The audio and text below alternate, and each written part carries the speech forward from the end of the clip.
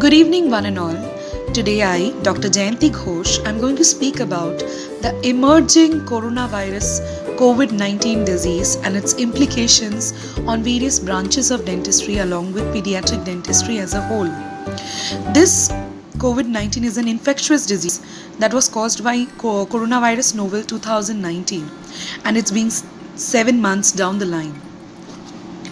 According to International Journal of Pediatric Dentistry by Wiley, emergence of the novel virus was from severe acute respiratory syndrome coronavirus 2, that is COVID-19, was seen in Wuhan in a pediatric dentist, and dental practices are focal points for cross-infection, children's symptoms being milder than those of adults. It is also associated with MERS, Middle East respiratory syndrome. Possible COVID-19 transmission routes are inhalation of the microbes that can remain suspended in air for long periods, direct contact with blood, conjunctival, mucosal, nasal, droplets of aerosol containing microbes generated from an infected individual and propelled by coughing and sneezing. The article is taken from IJPD by Wiley. If the virus is not killed, it decays on its own. The clinical characteristics are dry cough, fever, difficulty in breathing, muscle and body aches, headache, symptoms ranging from asymptomatic, mild, moderate, and severe, nausea, congestion, vomiting, diarrhea, fever, chill, trouble breathing, persistent pain, pressure in the chest, confusion, inability to wake up, blue lips.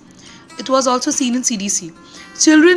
Child patient in the dental setting, because of the long incubation period, that is 2 to 14 days for everyone. Because of that, the child can be asymptomatic.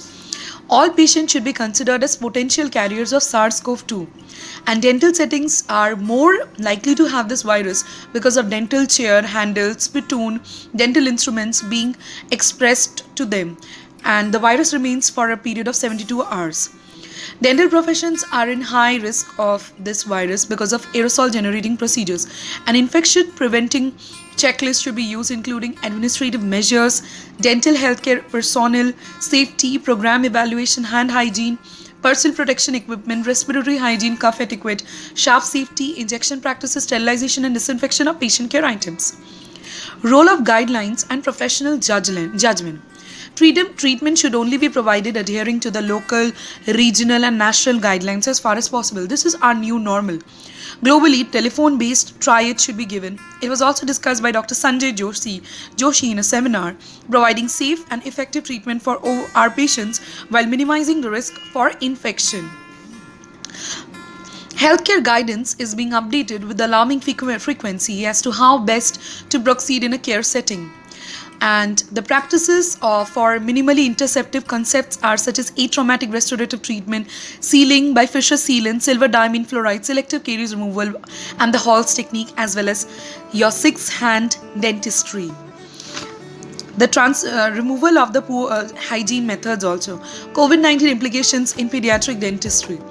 We have to cancel the appointments, which was first laid down by World Health Organization.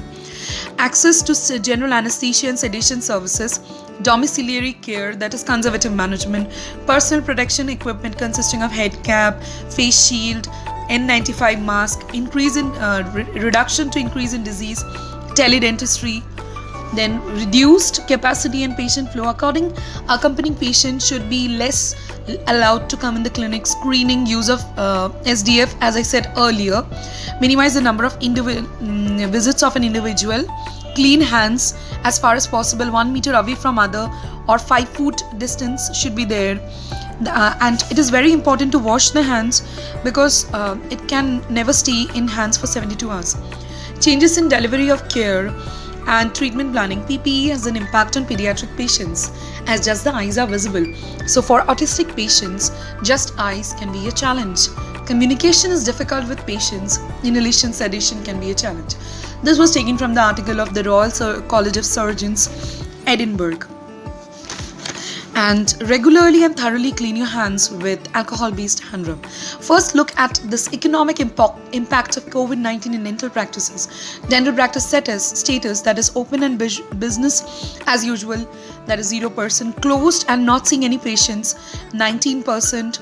open, but lower patient volume than usual is 5%, and 76% of the clinics are closed but seeing just emergency treatment. Decoding the coronavirus. Which is it? It's kind of all of them. Coronavirus 2019, nCoV, COVID-19, SARS-CoV-2. Coronavirus is a blanket term used for a large form of viruses that range from common cold to more severe MERS. And the 2019 was so named because of the new strain of coronavirus had not been previously being identified in humans until last year. Pediatric dental emergencies, that is avulsion. This is an emergency. Try to coach the patient over the phone to reimplant the tooth or put the tooth in medium. Get to the office as soon as possible. Lateral luxation, like avulsion, you need to see the patient as soon as possible. If a patient is having fractured tooth, the fractured tooth should be removed to prevent root damage. Severe concussion. If the concussion has just occurred, see the days prior to trauma, discoloration, whether it is there or not. If discoloration is there, then it's an emergency. Localized abscess after trauma, this is not an emergency. Caries, until the COVID restrictions have been lifted, important to avoid generate aerosols. It was provided from Triaging Pediatric Dental Practices during COVID-19 by Reza Nouri. Deep caries lesion, not an emergency and do not want to generate aerosols. Chronic extensive caries, if the caries is developed over the time, then unless there is a systemic involvement, this is not an emergency. Facial cellulitis is an emergency. Must keep a close eye on patient. Try to treat with oral antibiotics and monitor closely. Try to stay in touch with the patient and contact if the things get worse. Self-inflicted harm or the masochistic habits.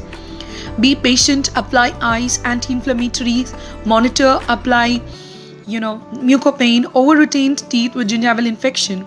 As long there is no systemic involvement, this is not an emergency. Could treat with antimicrobial mouth rinse and oral hygiene. Keep inflammatory down. Soft tissue lesions can be managed over the phone. Get patient to send you photos. National Association of Italian Dentists, that is NAID. Before the start of each treatment, staff members should put all the equipment in the tray from autoclaving it to avoid environmental contaminations.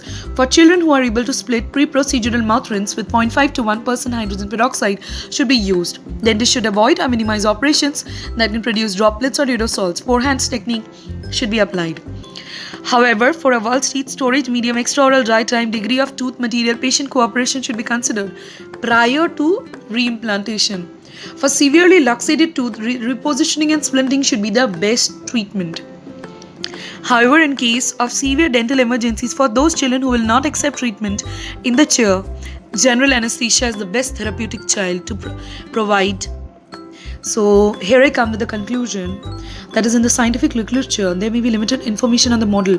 The dentist should follow the emergency what all procedures should be followed during the COVID-19 outbreak.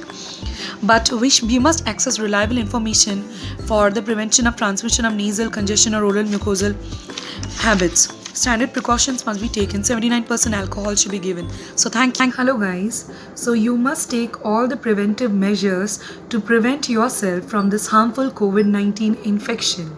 We must use sanitizers, biodegradable water bottles, sanitization solutions which have to be used, and then cling wrap films, box for collecting cash and payment, small disposable water bottles, 1% povidone iodine solution, 1% hydrogen peroxide, and 1 to 9% quaternary ammonium compounds. So these are all the measures that you can do to protect yourself from any kind of infection, especially this coronavirus infection. So thank you. I hope you'll find my video useful, and if you really like it, please do like and comment on my comment box, and share, subscribe. Thank you.